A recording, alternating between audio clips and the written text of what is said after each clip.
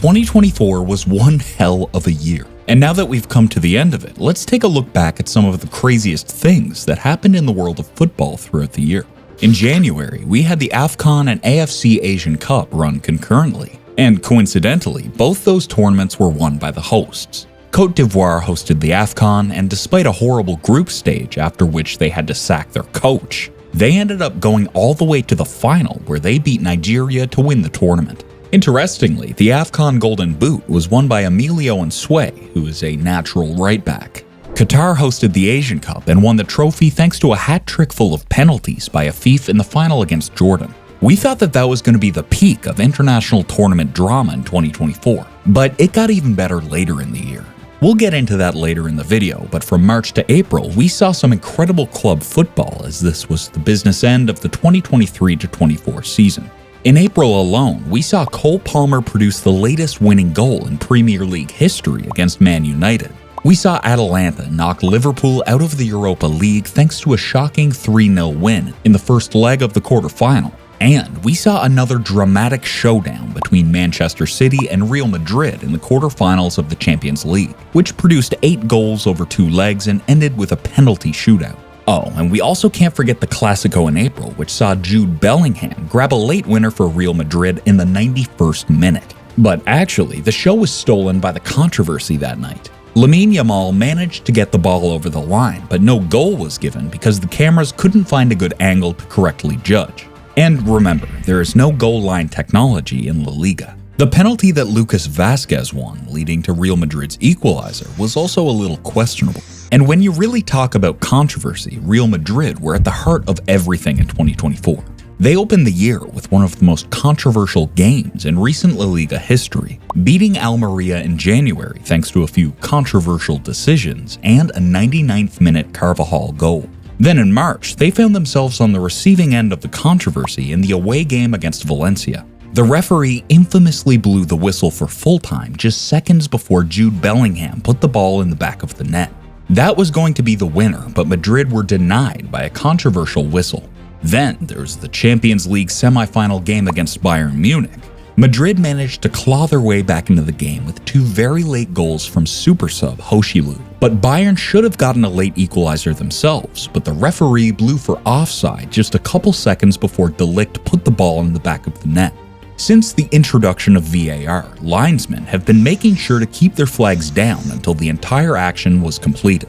But this time around, the flag and the whistle went way too quickly, making this entire thing so suspicious. But that's not even all for the controversy involving Real Madrid. It continued later in the year with the Ballon d'Or, but even before that, they had an amazing time winning the Champions League for a record-extending 15th time, dashing Marco Reus's hopes of leaving Dortmund in grand style. They also won La Liga, and they very nearly did it unbeaten too, losing only 1 game all season. But you know who actually managed to go invincible?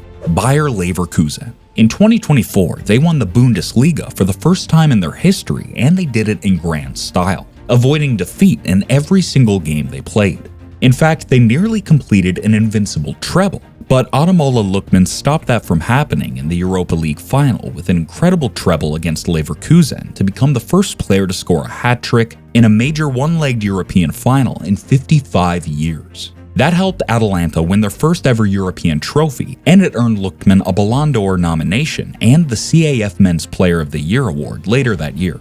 Anyway, in the Premier League, it was Manchester City and Arsenal who went all the way to the last day. But player of the season Phil Foden bailed City out against West Ham, and they were able to win the title for a record 4th time in a row. Elsewhere, Inter Milan won Serie A, Sporting won the Portuguese Primeira Liga, and PSG won the Ligue 1. The end of the season was dramatic, but it only ushered us into even more drama.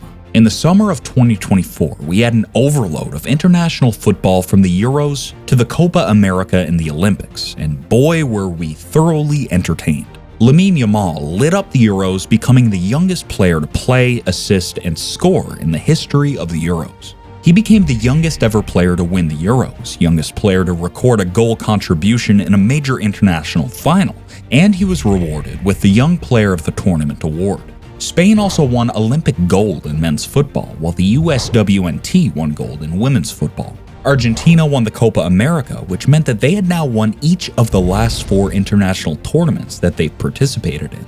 That tournament saw a resurgence of James Rodriguez, who was able to drag Colombia to the final, broke the record for the number of assists in a single Copa America tournament, and was reported with the Player of the Tournament award. The Euros, on the other hand, saw Rodri win Player of the Tournament, which boosted his chances of winning the Ballon d'Or, especially because he beat Bellingham in the final and Vini was once again underwhelming with Brazil. But those 2 tournaments would definitely not have been complete without the subplots of the GOATs. Lionel Messi and Cristiano Ronaldo both competed in international tournaments in 2024, but you could tell that they were past their prime. Ronaldo didn't score a single goal at the Euros and even missed a vital penalty against Slovenia, but his teammates came to his rescue and they made it to the next round regardless. A few days after that, Lionel Messi also missed a penalty after attempting a panenka in a shootout against Ecuador in the quarterfinals, but luckily his teammates saved his ass and carried him to the semifinals. And some of the saddest images of 2024 involved these two. After Ronaldo missed that penalty against Oblak, he cried profusely on the pitch. And Messi cried on the bench after he was forced out of the pitch during the Copa America final against Colombia. Those 2 images reminded us that the end is near for the 2 absolute GOATs of the sport, and it really doesn't get more heartbreaking than that. Speaking of heartbreak, a number of fan bases had their hearts broken this year as well. Liverpool had to say goodbye to Jurgen Klopp. And to be honest, it was a pretty heartbreaking affair. But those hearts have since been mended by Arne Slot, who has taken them back to the top in such a short time. Blue hearts were broken by performances under Pochettino, but they've since been mended by Enzo Maresca in record time. The Manchester clubs also suffered heartbreak. United won the FA Cup, but their performances were super bad all year. And it culminated with the sacking of Erik ten Hag, replacing him with the young Ruben Amorim. But it is still too early to really judge him. City have also experienced serious heartbreak. The 2023-24 season ended pretty well for them, and even the 2024-25 season started out brilliantly. But following an ACL injury to Rodri, they became so bad, breaking all sorts of unpleasant records and ending the year in the worst form imaginable. Interestingly, all of this started not long after Haaland told Arteta to stay humble after they secured a late draw against Arsenal in the Premier League. But even with how bad they've become, Man City still insists that Pep Guardiola is unsackable. In fact, he just extended his contract with the club. Meanwhile, his former club Barcelona sacked Xavi in the summer and replaced him with Hansi Flick after a pretty disappointing season. The Germans started the year pretty well, beating and putting 4 past Bayern Munich and Real Madrid. But things quickly got cold with Barcelona, ending the year in 3rd place after a run of just 1 win and 7 La Liga games. However, in the Champions League, they've been great this season, sitting 2nd on the table. And yeah, speaking of the Champions League, that's one thing that changed big time in 2024. UEFA decided to bring in a new format, scrapping the group stage and replacing it with the league phase. This has allowed us to enjoy some really huge games from the very start, and it's made the entire competition more entertaining. Going into 2025, we have the likes of Real Madrid, PSG, and Manchester City, all at risk of crashing out in the first round. In fact, RB Leipzig has already crashed out, but it hasn't all been pretty. Expanding this competition has allowed for more teams to play in the biggest club competition in the world, but it's also increased the workload of the players with more games to be played in each Champions League season. Speaking of more games, FIFA decided to make it much worse by making the Club World Cup a big thing, expanding it and increasing the number of games to be played. We won't see the first round of this new format until summer of 2025, but I'm sure the players are already dreading the workload. This year alone, we saw a lot of players get hit with long-term injuries. Rodri, Carvajal, Ter Stegen, Marc Bernal, Militao, Icardi, and Duvan Zapata are some of the top players who suffered ACL injuries this year. But the list actually goes on and on. The fixture schedule has not been kind, and it doesn't look like it'll get any better next year. Anyway, let's now get to the awards season, which came towards the end of the year. For a long time, the entire footballing universe seemed to have agreed that Vini was going to win the Ballon d'Or, and it appears that he thought he would too. But before the ceremony started, reports say that the Man City entourage called Real Madrid and told them that the award would be going to Rodri.